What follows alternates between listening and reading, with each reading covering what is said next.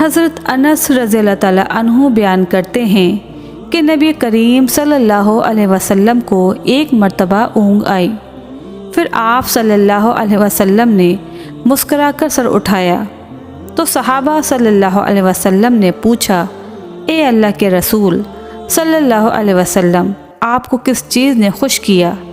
آپ صلی اللہ علیہ وسلم نے فرمایا، ابھی مجھ پر ایک سورت نازل ہوئی ہے۔ پھر آپ صلی اللہ علیہ وسلم نے انہیں سورۃ الکوثر کی تلاوت کر کے فرمایا، جانتے ہو کوثر کیا ہے؟ صحابہ رضی اللہ تعالیٰ عنہ نے عرض کیا کہ اللہ اور اس کا رسول ہی بہتر جانتے ہیں۔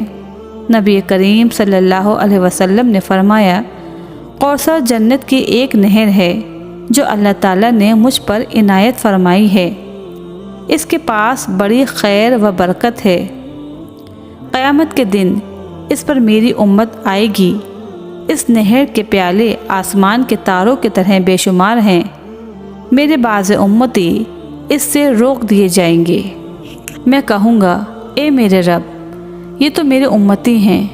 جواب ملے گا، آپ کو معلوم نہیں کہ آپ صلی اللہ علیہ وسلم کے بعد انہوں نے آپ کے دین میں کیا کیا نئی باتیں ایجاد کر لی تھیں۔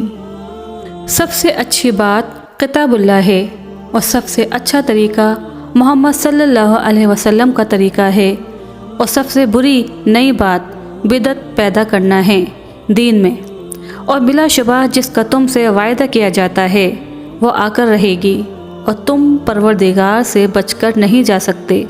صحیح بخاری 7277۔